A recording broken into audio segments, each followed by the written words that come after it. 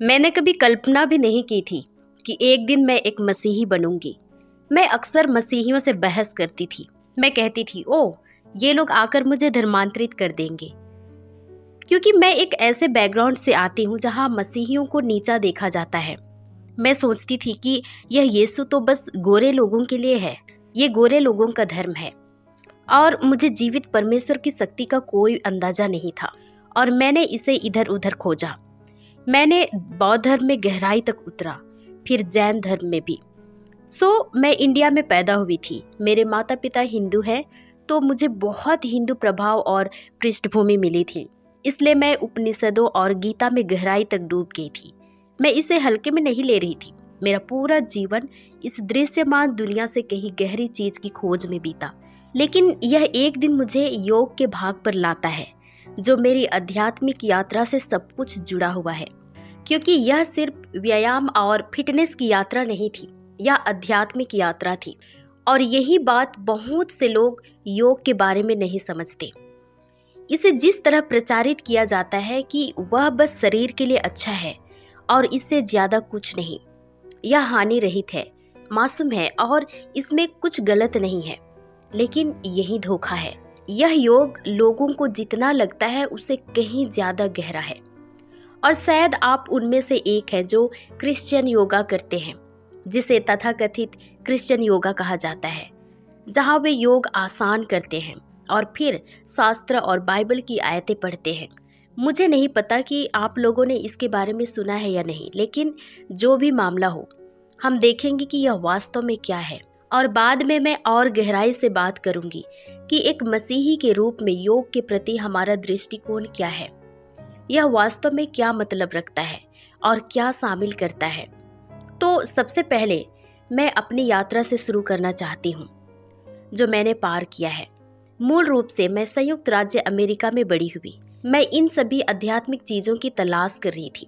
मैं ध्यान कर रही थी और मैं इतना उत्साहित हो गई जब मुझे इस संगठन के बारे में पता चला, जिसमें एक गुरु था और इसका नाम था ईसा योग। मैं इतना उत्साहित थी क्योंकि मैं इस जन्म में ही ज्ञान प्राप्त करना चाहती थी, और मैं इसके लिए इतना उतावली थी कि एक सेकंड भी इंतजार नहीं कर सकती थी।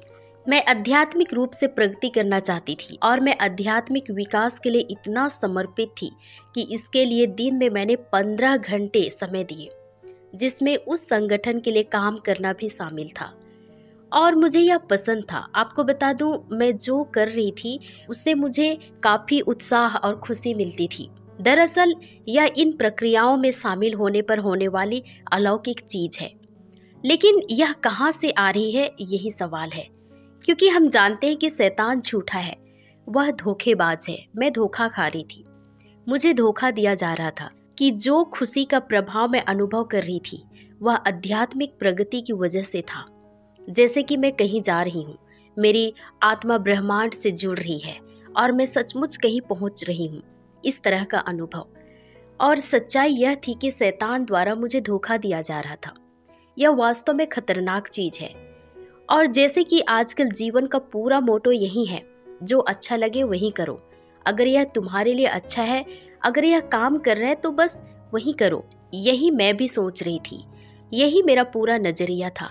और मैं इन प्रक्रियाओं की आदी हो गई थी, और जितना बेहतर महसूस कर रही थी उतना ही ज्यादा क्लासेस में जा रही थी और गहराई में उतर रही थी। और मैंने एक दिन फैसला किया कि मैं इंडिया वापस जाऊंगी और वहाँ के लोगों को इसे सिखाऊंगी। इस तरह मैं इतना समर्पित थी क्योंकि उस समय यह काफ़ी सही लग रहा था। और जैसा कि एक बार जब आप इसमें गहराई तक उतर जाते हैं तो अलग अलग प्रकार के प्रगटीकरण होते हैं, जैसे हंसी। मैं चीज़ें शुरू करने पर बस हंसना शुरू कर देती थी, और मैं कपकपी करने लगती थी, या अलग अलग संवेदनाएं महसूस करती, या मैं बस इधर उधर दौड़ने लगती। और मुझे लगता था कि यह शानदार है। मैं सोचती थी कि इसका मतलब है मैं प्रगति कर रही हूँ, आगे बढ़ रही हूँ। लेकिन सच्चाई पूरी तरह से अलग थी। और मैं इंडिया पहुँच गई, और इसके बाद शारीरिक रूप से मैं बीमार पड़ गई और मेरी हालत खराब होती गई। लेकिन फिर भी योग को ही समाधान मानती रही। और मैं इतना बीमार थी कि कई डॉक्टर समझ ही नहीं पा रहे थे कि यह क्या है। उन दिनों मैं मुश्किल से खा पाती थी और एक पल आया, मैं इमरजेंसी रूम गई। डॉक्टर समझ ही नहीं पा रहे थे कि क्या हो रहा है। मैं सांस नहीं ले पा रही थी। मेरे साथ अजीब अजीब सी चीजें होने लगी और मैं पूर्ण रूप से निराशा की स्थिति में पहुंच गई, जहां मैंने सब कुछ आजमाया, अपनी सारी सेविंग्स खर्च कर दी। और चूंकि डॉक्टर समझ नहीं पा रहे थे कि मुझे क्या हुआ है, वे सोचते थे वह मानसिक रोगी है, उसे मानसिक वार्ड में डाल दो। और इसी दौरान मैं रात के बीच में जागती, खुद की गला घोंटते हुए, और मुझे आत्महत्या के विचार आने लगे। मैं पंखों वाले ड्रैगन की कल्पना करने लगी। मुझे नहीं पता था इसका मतलब क्या है। और फिर कुछ ऐसा हुआ जो मेरे दृष्टिकोण को पूरी तरह बदल गया। मेरी माँ के सामने मैंने एक ऐसी आवाज में कहा जो मेरी अपनी आवाज भी नहीं थी। मैंने कहा, मैं तुम सबको अपने साथ नीचे ले जाऊंगी। गुस्से में मैंने यह जोर से कहा और यह कहने के बाद मैं करीब 5 मिनट तक पूरी तरह सदमे में बैठी रही, क्योंकि मुझे विश्वास नहीं हो रहा था कि क्या हो रहा है। हमें सिखाया गया था कि योग में कोई वास्तविक भला या बुरा नहीं है, तो मेरे लिए यह सोचना कि यह कब्जा है या कुछ डिमोनिक है, यह सवाल ही नहीं उठता था। मैं शैतानों में विश्वास ही नहीं करती थी और मैं अपनी माँ से कही कि वह तो मेरी आवाज़ नहीं थी, और उन्होंने कहा, हाँ, वह तुम्हारी आवाज़ नहीं लगी। और हालत लगातार बिगड़ती जा रही थी। मेरा स्वास्थ्य लगातार गिरता जा रहा था। मैं इतनी खराब हालत में थी कि मुझे गंजा होना पड़ा। किसी से बात नहीं करती, कोई दोस्त नहीं। मेरी आध्यात्मिक समुदाय, मेरा महान आध्यात्मिक समुदाय, जब जरूरत पड़ी तब वे मानो गायब ही हो गए।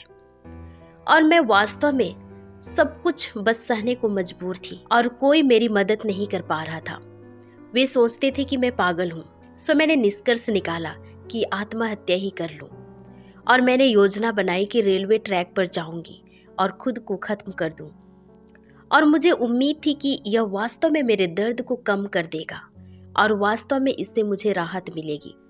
लेकिन एक बार मैंने सोचा, चलो आखिरी बार कोशिश करती हूँ इंटरनेट पर कि क्या कुछ यहाँ मदद मिलती है।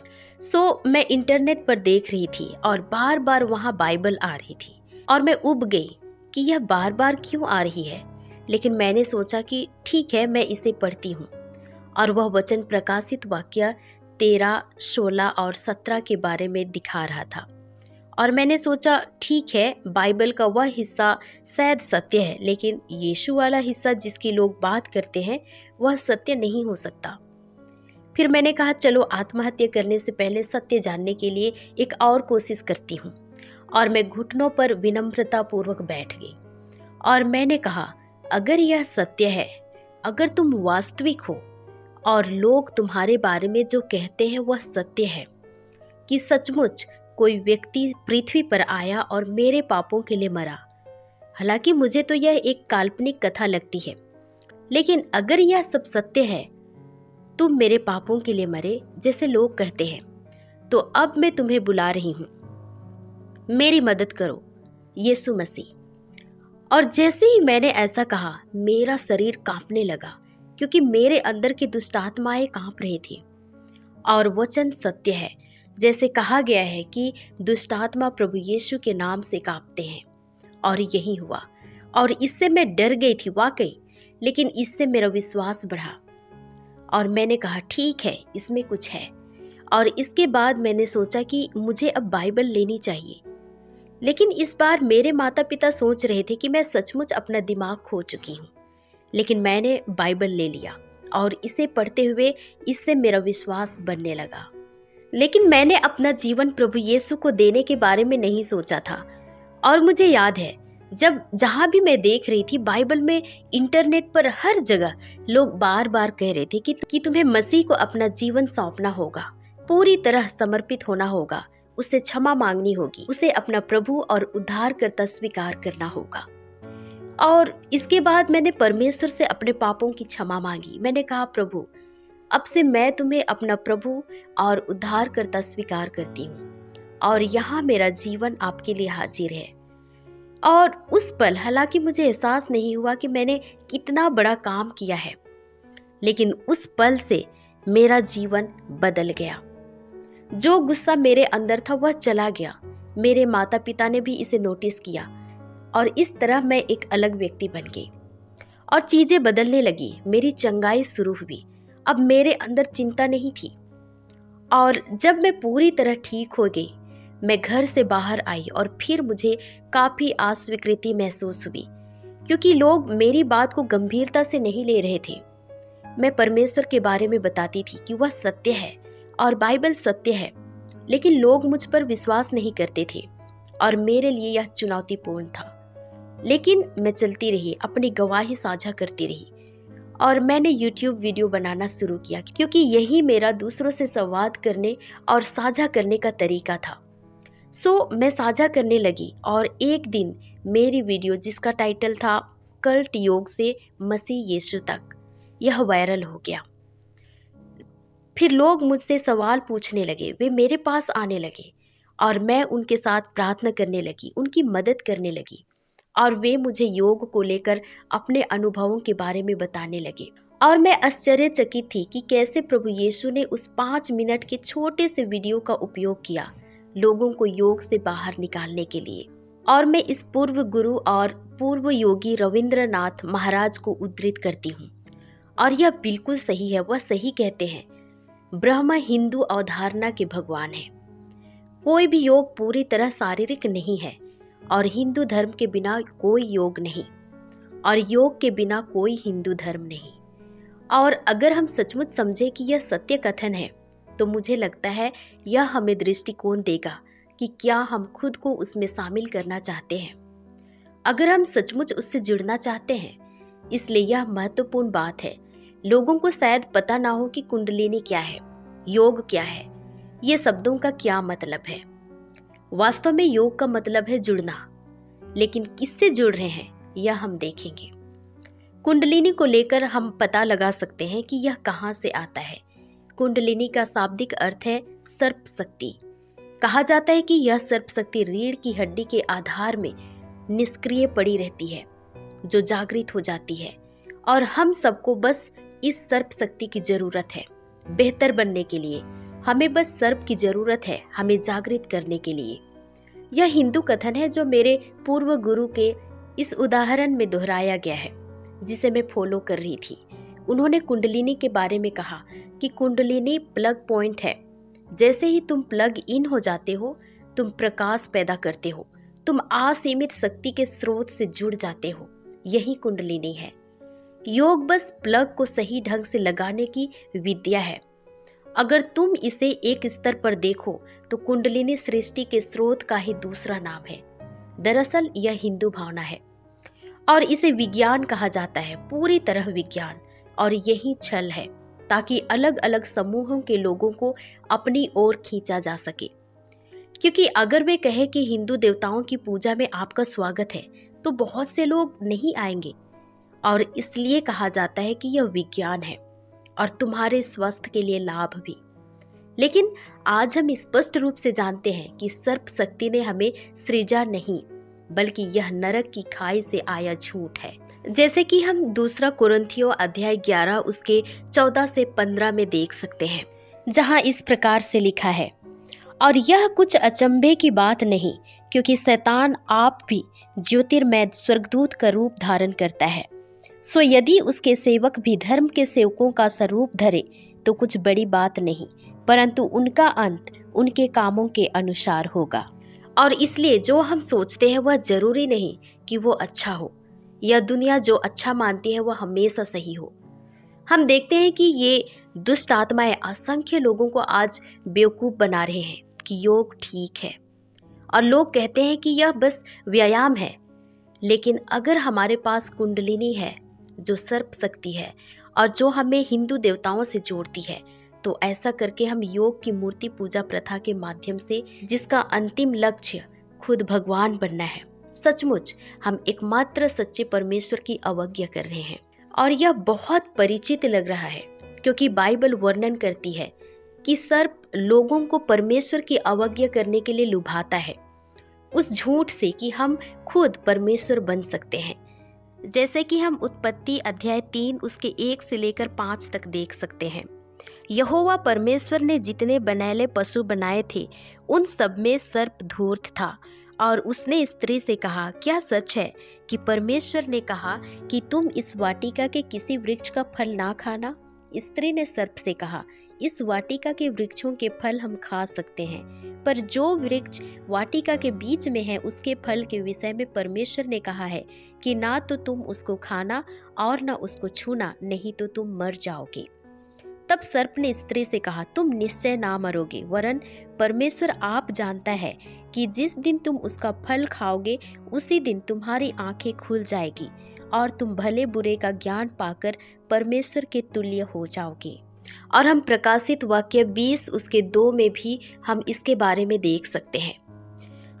अगर आप योग कर रहे हैं तो यह वैसा ही है जैसे शैतान कह रहा हो कि यहाँ मेरी सर्प शक्ति तुम्हें मार्गदर्शन दे, तुम्हें शरीर, मन और आत्मा के लिए अच्छा लगेगा।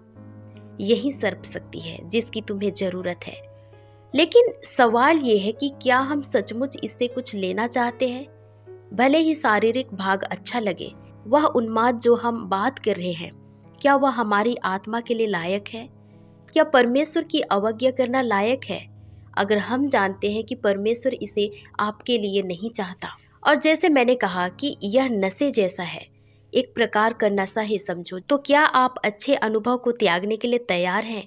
क्योंकि आप जानते हैं कि प्रभु नहीं चाहता कि हम ऐसा करें। लेकिन अगर कोई कहे कि मैं आध्यात्मिक वाला भाग नहीं करूँगा, मैं मंत्र नहीं जपता, मुझे तो बस योग का व्यायाम भाग पसंद है और कुछ हद तक योग में भाग लेना ठीक समझते हैं, तो आप धोखे में हैं। क्योंकि व्यायाम के इतने सारे तरीके हैं, फिर भी हमें दुष्टात्माओं की पूजा के ठीक वही तरीके अपनाने पड़ते हैं क्योंकि यह अच्छा लगता है। क्या यह आध्यात्मिक व्यभिचार नहीं? पहला कुरिन्थियों 6 उसका 19 और 20 कहता है, क्या तुम नहीं जानते कि तुम्हारी देह पवित्र आत्मा का मंदिर है जो तुम में बसा हुआ है और तुम्हें परमेश्वर की ओर से मिला है और तुम अपने नहीं हो, क्योंकि दाम देकर मोल लिए गए हो, इसलिए अपनी देह के द्वारा परमेश्वर की महिमा करो। और दूसरा कुरिन्थियों 6 उसका 16 और 17 कहता है, और मूर्तों के साथ परमेश्वर के मंदिर का क्या संबंध? क्योंकि हम तो जीवते परमेश्वर के मंदिर हैं, जैसा परमेश्वर ने कहा है कि मैं उनमें बसूंगा और उनमें चला फिरा करूंगा और मैं उनका परमेश्वर होऊंगा और वे मेरे लोग होंगे। इसलिए प्रभु कहता है कि उनके बीच में से निकलो और अलग रहो और अशुद्ध वस्तु को मत छुओ, तो मैं तुम्हें ग्रहण करूंगा। परमेश्वर के प्रति प्रेम और आज्ञाकारिता के कारण मैं आप सबसे यही कहूंगी कि योग अशुद्ध चीज है और यह अंधकार का निर्फल कार्य है।